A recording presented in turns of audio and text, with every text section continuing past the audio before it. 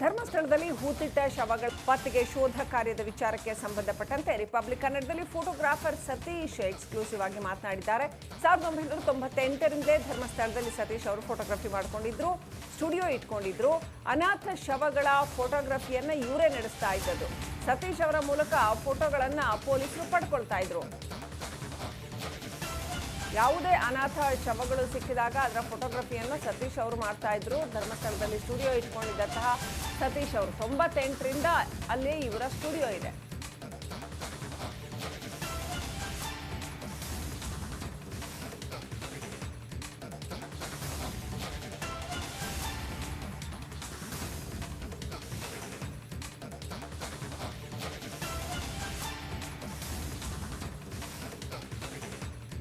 Unidentified ಡೆತ್ಗಳಾದಾಗ ಅವುಗಳನ್ನ photography ಮಾಡಿಸೋದಕ್ಕೆ ಪೊಲೀಸರು ಈ ಸದ್ಯದ ಮಟ್ಟಿಗೆ ಅವರ ಬಳಿ ವಿಡಿಯೋ ರೆಕಾರ್ಡಿಂಗ್ ಇದ್ರು ಕೂಡ ಸುಮಾರು ದಶಕಗಳ ಹಿಂದೆ ಅವರು ಹೊರಗಿರುವಂಥ ಫೋಟೋಗ್ರಾಫರ್ಗಳ ಮೇಲೆ ಡಿಪೆಂಡ್ ಆಗಿರೋದನ್ನು ನೋಡಿದ್ದೇವೆ. ಅದೇ ರೀತಿ ಧರ್ಮಸ್ಥಳದಲ್ಲಿ ಫೋಟೋಗ್ರಫಿಗಳಂದರೆ UDR ಆದ ಡೆತ್ ಪ್ರಕರಣಗಳ ಮಾಹಿತಿಯನ್ನ ಚಿತ್ರೀಕರಣವನ್ನು ಮಾಡ್ತಿದ್ದಂಥ ಸತೀಶ್ ಅವರ ಜೊತೆಗೆ ನಾನಿದ್ದೇನೆ. ಸರ್, ನೀವು ಎಷ್ಟು ವರ್ಷದಿಂದ ಇಲ್ಲಿದ್ದೀರಿ?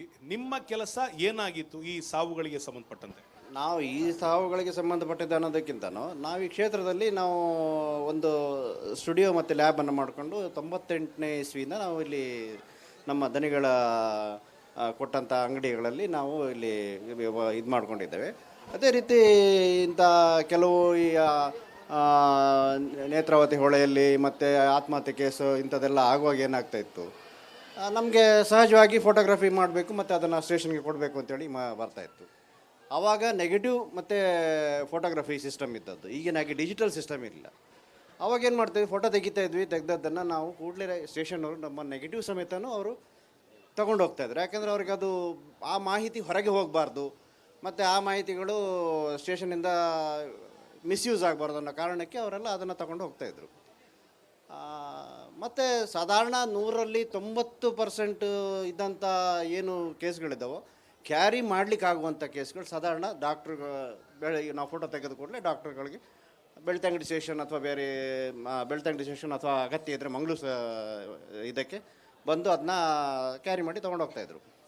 ಸಪೋಸ್ ಕೆಲವೊಮ್ಮೆ ಏನಾಗ್ತಾಯಿತ್ತು, ಈ ಜನರಿಗೆ ಗೊತ್ತಾಗೋದು 3-4 ದಿವಸ ಲೇಟ್ ಆಗುವಾಗ, ನಾವು 3-4 ಅಲ್ಲ 1 ವಾರ ಲೇಟ್ ಆಗುವಾಗ ಈ ನೀರಿನಲ್ಲಿ ಮೀನು ಅಥವಾ ಇನ್ನು ನಾರ್ಮಲ್ ಆಗಿದ್ದ ಇದು ಹ್ಯಾಂಗಿಗೆ ಏನಾದರೂ ಆಗಿದ್ದರೆ ಅದು ಕೊಳೆತು ತೆಗಿಲಿಕ್ಕೆ ಕ್ಯಾರಿ ಮಾಡಲಿಕ್ಕೆ ಬೇರೆ ಕಡೆ ತೊಗೊಂಡೋಗ್ಲಿಕ್ಕೆ ಆಗದೆ ಇರೋ ಪರಿಸ್ಥಿತಿಲಿ ಆವಾಗ ಬಂದು ನಮ್ಮ ಹತ್ರ ಹೇಳ್ತಾರೆ. ಈಗ ಸ್ಟೇಷನಿಂದ ಮಾಹಿತಿ ಬರ್ತಾಯಿತ್ತು, ಬಂದ ಕೂಡಲೇ ನಾವು ಹೋಗ್ತಾಯಿದ್ವಿ, ಹೋಗಿ ಫೋಟೋ ತೆಗಿತಾಯಿದ್ವಿ. ತೆಗೆದಾಗುವಾಗ ಅದನ್ನು ಕೆಳಗೆ ಮಾಡ್ತಾಯಿದ್ರು. ಮತ್ತು ಬೆಳ್ತಂಗಡಿಯಿಂದ ಡಾಕ್ಟ್ರುಗಳು ಬರ್ತಾಯಿದ್ರು, ಅಲ್ಲೇ ಮಹಜರ್ ಮಾಡ್ತಾಯಿದ್ರು. ಮಹಜರ್ ಮಾಡಿ ಯಾವಾಗ ಬೆಳ್ತಂಗಡಿಯಿಂದ ಇಲ್ಲಿಗೆ ಬರ್ತಾಯಿದ್ರು ಅಂತಂದರೆ ಅದನ್ನು ಇಲ್ಲಿಂದ ತೊಗೊಂಡೋಗ್ಲಿಕ್ಕೆ ಸಾಧ್ಯ ಇಲ್ಲದೆ ಇರೋ ಪರಿಸ್ಥಿತಿಲಿ ಬಾಡಿನ ಕ್ಯಾರಿ ಮಾಡ್ಲಿಕ್ಕೆ ಆಗಲ್ಲ, ಅಂದರೆ ಅಷ್ಟು ಡ್ಯಾಮೇಜ್ ಆಗಿರ್ತಾಯಿತ್ತು.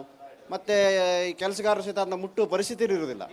ಎಲ್ಲಿ ಉಳ್ತಾ ಇದ್ರು ಅದು ನೇತ್ರಾವತಿ ಪರಿಸರದಲ್ಲೇ, ಅಂದರೆ ಅಂಥದ್ದು ಆಗ್ತಾಯಿದ್ದೇ ಸಾಧಾರಣ ಸುತ್ತಮುತ್ತನೇ. ಯಾಕೆಂದರೆ ನೀರಿನ ಇದರಲ್ಲಿ ಕೆಲವರು ಏನಾಗ್ತಾಯಿತ್ತು, ಆತ್ಮಹತ್ಯೆ ಮಾಡ್ಕೊಳ್ತಿದ್ರು. ಕೆಲವರು ಏನಾಗ್ತದೆ, ಜಾರಿ ಬೀಳ್ತಾಯಿದ್ರು. ಸಾಧಾರಣವಾಗಿ ಏನು ಮಾಡ್ತಾಯಿದ್ರು, ಅಲ್ಲಿದ್ದವರು ಹಿಡಿತಾಯಿದ್ರು ನೀರಿಗೆ ಹೋಗದಾಗೆ. ಅದನ್ನೂ ತಪ್ಪಿ ಕೆಲವೊಮ್ಮೆ ಎಚ್ಚರಿಕೆಯನ್ನು ಮೀರಿ ಹೋದವರು ಏನಾಗ್ತಾಯಿದೆ ಬೀಳ್ತಾಯಿದ್ರು. ಅಂಥದ್ದನ್ನು ಸಿಗುವಾಗ ಏನಾಗ್ತದೆ, ಕೆಲವೊಮ್ಮೆ ಹೆದರಿಕೆಗೆ ನೀರಿನಲ್ಲಿ ಹೋಗಿ ಹಿಡ್ಕೊಂಡ್ಬಿಡ್ತಾರೆ. ಅಂಥ ಪರಿಸ್ಥಿತಿಲಿ ಏನಾಗ್ತದೆ, 2 ದಿವಸ ಅದ್ರ ಮೇಲೆ ಬರೋದಿಲ್ಲ. ಅಂಥ ಬಾಡಿನವರು ತೆಗೆಯುವಾಗ ಅಲ್ಲೇ ಡಂಪ್ ಮಾಡಬೇಕಾಗದ ಅನಿವಾರ್ಯತೆ ಇದೆ. ಈಗ ನೀವು ಹೇಳಿರೋ ಪ್ರಕಾರ ಇಲ್ಲಿ ಅಂದರೆ ಧರ್ಮಸ್ಥಳದ ಸುತ್ತಮುತ್ತ ಯಾರ್ಯಾರೆಲ್ಲ ನೀರಲ್ಲಿ ಬಿದ್ದು ತೀರ್ಕೊಂಡಿದ್ರು, ಕಾಡಿನಲ್ಲಿ ಸೂಸೈಡ್ ಮಾಡ್ಕೊಂಡಿದ್ರು, ಇಂತಹ ಅಷ್ಟು ಪ್ರಕರಣಗಳು ಪೊಲೀಸರ ಗಮನಕ್ಕೆ ಬಂದ ನಂತರವೇ ನೀವು ಫೋಟೋಗಳು ತೆಗಿತಾ ಇದ್ದಿದ್ದು. ನಿಮ್ಮನ್ನ ಹೊರತುಪಡಿಸಿ ಎಷ್ಟು ಜನ ಫೋಟೋಗ್ರಾಫರ್ಗಳು ಈ ಥರ ಒಂದು ತಂಡ ಇತ್ತು ಸರ್? ಆಗ ತಂಡ ಅಂತಲ್ಲ, ನಾವು ಫೋಟೋ ಸ್ಟುಡಿಯೋದವ್ರು ಇದ್ದಾವೆ ಅಷ್ಟೇ 3 ಜನ. ಕೆಲವೊಮ್ಮೆ ಅನಿವಾರ್ಯ ಕಾರಣ ಆಗುವಾಗ ನಾವು ಯಾರಾದರೂ ಇಲ್ಲದೆ ಇದ್ದಾಗ, ಮದುವೆ ಫಂಕ್ಷನ್ಗಳು ಹೋಗಿದ್ದಾಗ ಬೇರೆ ಕಡೆಯಿಂದ ಕರ್ಕೊಂಡ್ಬರ್ತಾಯಿದ್ರು ಹೊರಗಿಂದ. ಅಲ್ಲಿಗೆ ಈ ಒಂದು ಆರೋಪವನ್ನು ನೋಡಿದಾಗ ಧರ್ಮಸ್ಥಳದ ವಿರುದ್ಧ ಅಂದರೆ ಈ ಒಂದು ಸುತ್ತಮುತ್ತಲು 100 ಶವಗಳನ್ನು ಹೂತಿದ್ದೇನೆ ಅಂತ ಒಬ್ಬ ವ್ಯಕ್ತಿ ಪತ್ರದ ಮುಖೇನ ಹೇಳಿದಾಗ ಆ ಆರೋಪ ಸತ್ಯ ಅನ್ಸುತ್ತಾ ಸುಳ್ಳು ಅನ್ಸುತ್ತಾ ನಿಮಗೆ? ನಮಗೆ ಅಂಥ ಗಮನವೇ ಬಂದಿಲ್ಲ ಇಷ್ಟು ಸಮಯ ನೋಡುವಾಗ. ನಾನು ಊರಲ್ಲಿರುವಾಗ ನಮಗೆ ಅಂದರೆ ಅಧಿಕೃತವಾಗಿ ಬರೋದ್ರಿಂದ ನಮ್ಗೆ ಯಾವ್ದು ಅಂಥ ಅನಧಿಕೃತ ಚಟುವಟಿಕೆ ನಡೆದಂತ ನಮಗೆ ಊರಿನವ್ರಿಗೆ ಆಗಲಿ ನಮಗೆ ಆಗಲಿ ಮತ್ತು ಧರ್ಮಸ್ಥಳದಲ್ಲಿ ಒಂದು ಸಣ್ಣ ವಿಷಯ ನಡೆದ್ರು ಸಹಿತ ಬೇಗ ಪ್ರಚಾರ ಆಗ್ತದೆ, ಅದೇನು ದೊಡ್ಡ ವಿಷಯವೇ ಇಲ್ಲ. ಒಬ್ಬನಿಗೆ ಪೆಟ್ಟು ಅಥವಾ ಗಲಾಟೆ ಮಾಡ್ಕೊಂಡ್ರು, ಗಲಾಟೆ ಮಾಡಿಕೊಂಡು ಊರು ಇಡೀ ಗೊತ್ತಾಗ್ತದೆ, ಟೂರಿಸ್ಟ್ ಇದ್ದರೆ ಟೂರಿಸ್ಟ್ ಇಡೀ ಗೊತ್ತಾಗ್ತದೆ. ಅಂಥ ಮುಚ್ಚಿಡಲಿಕ್ಕೆ ಅಂಥ ರಾತ್ರಿ 12 ಅಲ್ಲ 3 ಗಂಟೆ